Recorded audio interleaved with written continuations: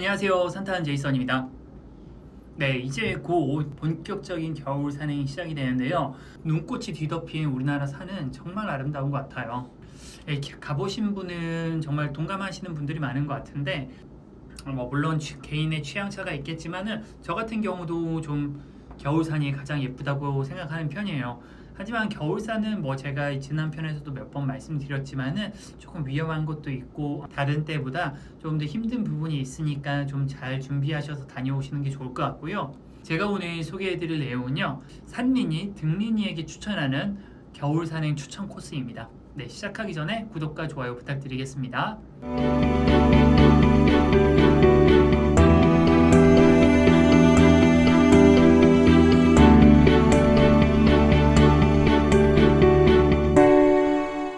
저를 비롯해서 많은 분들이 겨울산의 풍경을 최고로 꼽으시는 분들이 많습니다. 물론 단풍도 아름답고 진달래도 아름답고 계곡산행도 좋고 철쭉산행도 아름답고 하지만은 저는 개인적으로는 겨울산행이 제일 예쁜 것 같아요. 정말 그 겨울왕국이 따로 없는 정말 새하얀 그 설산의 아름다움을 가본 사람만 알죠. 특히나 눈꽃보다는 산고대 위로 파란 하늘이 이렇게 있는 모습은 참 굉장히 아름답습니다. 네, 하지만은 겨울 산행은 다른 산행과 다르게 다른 산행은 그냥 몇 월 며칠쯤에 어디를 가면은 확정적으로 단풍을 볼 수 있고 계곡을 볼 수 있고 진달래를 볼 수 있는데 겨울 산행은 그렇지가 않죠. 네, 겨울 산행은 기본적으로 높거나 춥거나 바람이 많이 불거나 이런 산을 가면은 겨울 산을 예쁘게 볼 수 있습니다. 이런 산으로 예를 들자면 높은 산은 한라산, 지리산, 설악산 이런 산이 있고요. 그 외에 높은 산을 예를 들자면은 개방산, 한백산, 방태산 이런 산도 있고, 추운 산, 바람 많이 부는 산, 소백산, 위에도 치악산, 무등산 이런 1000m 넘고 강원도에 있는 지역에 있는 산들은 보통은 눈꽃 산행에 적합하다고 많이들 얘기합니다. 하지만 이런 것들은 1000m가 좀 넘고 산행으로 갈 시 꽤 어려운 경우가 많아요. 그 등산을 많이 해야 되고, 그리고 겨울 등산은 짐도 많고 입어야 되는 옷도 많기 때문에 체력적으로도 조금 더 힘든 경우가 많습니다. 제가 앞에 설명해 드린 산들이 아니라고 하더라도요, 그냥 근처 동네에 한 600m 조금 넘어가는 7, 800m 이런 산에들도 눈이 오거나 혹은 추운 날에는 산고대가 끼는 경우가 많으니까 네, 그런 것은 날씨를 잘 보고 가는 것이 좋습니다. 네, 기본적으로 눈 내린 다음 날 눈꽃이 굉장히 아름다운 경우가 많고요. 산고대는 좀 기온이 낮고 습도가 높은 경우에 많이 핍니다. 보통은 영하 6도 이하, 그리고 습도가 90% 이상, 그리고 바람이 초속 3m/s 이상 이런 경우에 산고대가 많이 핀다고 하니까 참고하셔서 다녀오시면 좋을 것 같고요. 산고대나 눈꽃 모두 해가 뜨면은 햇빛을 받아서 녹아내리는 경우가 많기 때문에 눈꽃 산행은 조금 서둘러서 해가 너무 중천에 오르기 전에 정상부에 다다를 수 있도록 이르게 시작하는 것이 중요합니다. 오늘 제가 소개해드릴 코스는 체력적으로 좀 부담이 덜한 코스들이거든요. 네, 그래갖고 만약에 등산을 시작한 지 얼마 안 돼서 체력이 좀 부족한 분이라고 하더라도 도전해 볼 만한 코스이니까 참고하시면 좋을 것 같습니다. 제가 오늘 소개해드릴 코스는요, 이쪽 지역이 따뜻하다거나 혹은 덜 춥다거나 바람이 덜 분다거나 그런 것은 아니고요, 오히려 눈이 많이 오는 곳으로 유명하기 때문에 날씨는 추울 수가 있습니다. 하지만 체력적으로 그렇게 부담되지 않는 코스라고 생각하시면 좋을 것 같고요. 제가 첫 번째로 소개해드릴 코스는요, 덕유산 향적봉입니다.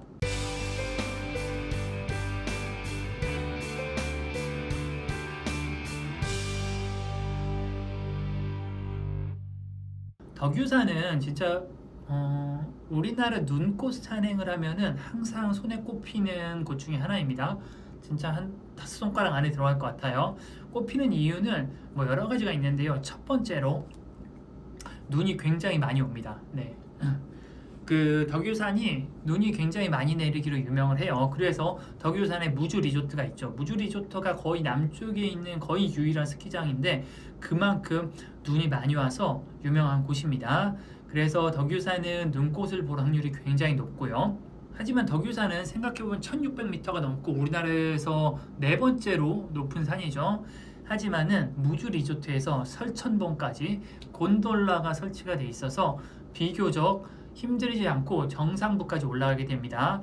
곤돌라를 타고 내리면 설천봉 해발이 1520m이고요. 설천봉에서 20분만 걸어가면은 덕유산 정상인 향적봉에 도착하게 됩니다.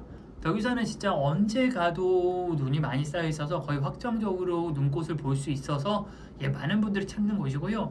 하지만 눈꽃을 볼 확률이 높은 데다가 춥기까지 해서 정말 많은 분들이 찾습니다. 올라가는 주말 케이블카는 저는 올라가는 건 한 번도 안 타보고 내려가는 것만 두 번 타봤는데, 내려올 때 들어보니까 4시간 이상 기다려야 된다고 하는 방송을 들은 적이 있어요. 내려가는 것도 1시간 이상 기다린 적이 꽤 많습니다. 1시간 반, 설천봉 해발 1500m에서 움직이지 않고 1시간 반을 기다리면 꽤 추워요. 그렇기 때문에 여기는 사람이 많은 게 가장 큰 문제예요. 그러니까 참고하셔서 평일에 가시거나 아니면 아침 일찍 좀 서둘러 다녀오시는 것이 좋습니다. 네, 하지만 진짜 덕유산의 설경은 진짜 충격적으로 아름답습니다. 특히 대표적인 겨울산 중에 하나인데, 케이블카로 인해서 정말 편하게 다녀올 수 있어서 추천하는 산입니다. 네, 그리고 제 두 번째로 추천해드릴 산은요, 선자령입니다.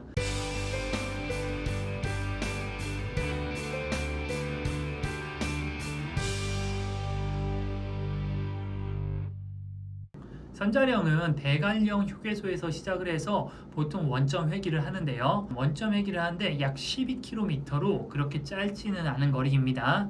하지만은 상승 고도가 400m밖에 되지 않아서 거의 대부분의 구간이 완만한 경사로 이루어져 있고요. 체력적으로만 보면은 부담 없는 트레킹 코스로 한 4시간에서 5시간 정도면은 충분히 완주하실 수가 있습니다. 선자령은 많은 분들이 찾는 겨울 산행 코스이고요. 선자령 정상부에 올라가게 되면은 풍력 발전소와 그리고 눈 덮인 능선이 굉장히 아름답게 펼쳐져 있습니다. 네, 그래서 많은 분들이 아름다워서 추천하는 코스인데요. 하지만 풍력 발전소가 설치될 만큼 바람이 많이 부는 곳입니다. 정말 바람이 많이 부는 날에는 그 풍력 발전소 설치된 구역은 똑바로 걸어가기가 힘들 정도예요. 그렇기 때문에 이곳을 갈 때는 방풍 장비를 제대로 잘 갖추고 가시는 것이 중요합니다. 하지만 크게 힘들지 않게 멋있는 설경을 바라볼 수 있다는 것은 꽤나 큰 장점인 것 같고요. 특히나 백패킹 하시는 분들이 그 바람 많이 부는 곳에서 백패킹 하는 경우도 많고, 혹은 이렇게 썰매를 갖고 올라가서 썰매를 타는 분들도 종종 있습니다. 네, 그만큼 굉장히 유명한 곳이니까 기회가 되시면 꼭 한번 가보시길 추천을 해요. 그 다음에 제가 추천해드린 산은요, 한백산입니다.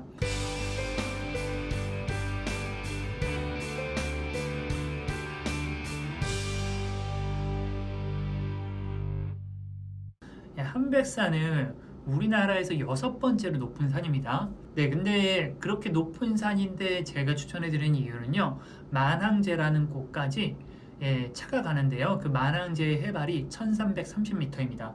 그러니까 상승 고도를 한 200m, 만항제에서 차에서 내려서 한 1시간 정도면 충분히 정상까지 올라갈 수가 있고요. 쉬운 난이도에 비해서 굉장히 춥고 높은 곳에 있기 때문에 정말 멋진 풍경을 보여줍니다. 저도 간단하게 설경을 보고 싶을 때 가는 곳이고요. 하지만은 높고 추운 곳인 만큼 굉장히 추울 수가 있으니까 겨울철 복장은 꼭 챙겨서 다녀오시길 바랍니다. 그 다음 추천해드릴 코스는요, 한라산 영실 코스입니다.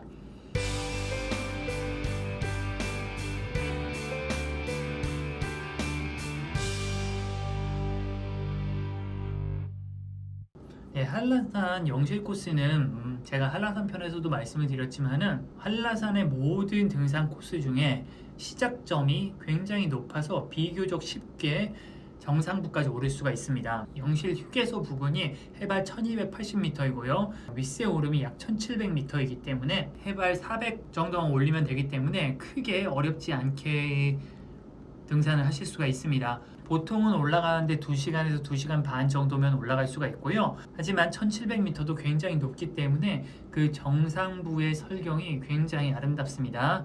특히나 그 올라가는 길의 병풍바위도 굉장히 아름답고요. 눈 내린 백록담의 모습과 그리고 윗세 오른 부근에 눈 쌓인 능선이 정말 아름답게 펼쳐져 있어서 눈꽃 구경하러 가기에는 최적의 장소 중에 하나입니다. 겨울에 제주도 가실 일이 있으면 꼭 한번 들러보시길 좀 추천을 합니다. 그리고 제주도에는 영실 코스를 제외한다고 하더라도 천백고지라는 곳이 있습니다.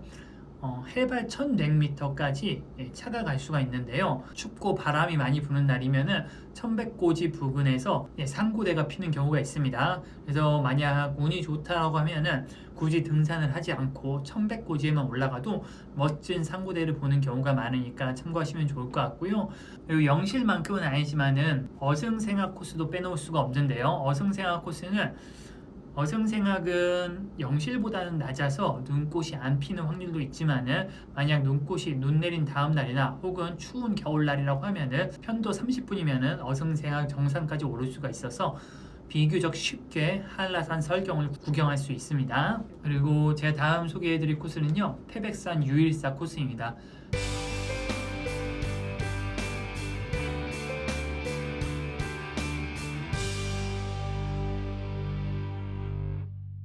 태백산은 강원도 고지대에 위치해 있기 때문에 정말 눈꽃으로 유명한 곳입니다. 태백산은 해발이 1100m가 넘지만은 유일사 코스는 주차장에서 시작하면은 시작 고도가 900m가 넘어서 한 상승 고도가 700m가 되지 않아서 비교적 쉽게 정상까지 오를 수가 있습니다.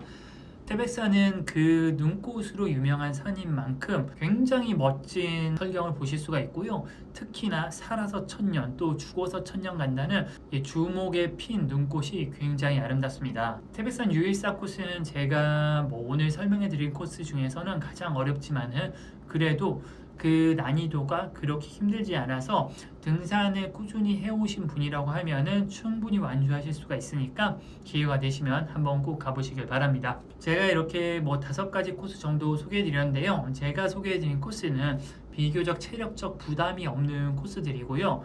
이외에도 눈꽃 산행으로 유명한 산들은 소백산, 개방산, 방태산, 그리고 무등산, 오대산, 치악산, 높은 산들이 눈꽃 산행으로 유명하니까 기회가 되시면은 한 번씩 다 방문해 보시고요. 저도 최대한 이번 겨울에 많이 방문해서 여러분들에게 소개시켜 드릴 수 있도록 노력하겠습니다. 다시 한번 말씀드리면 이 코스들은 체력적으로 좀 부담이 덜하다 뿐이지 이런 곳들도 바람이 많이 불고 추운 날에는 굉장히 혹독한 날씨를 겪을 수 있으니까 준비 단단히 해서 다녀오시길 추천을 하고요. 보시는 분들 모두 올해 눈꽃 산행 대박 나시기 바랍니다. 끝까지 시청해 주신 분들 모두 감사하고요. 저는 산타는 제이슨이었습니다. 감사합니다.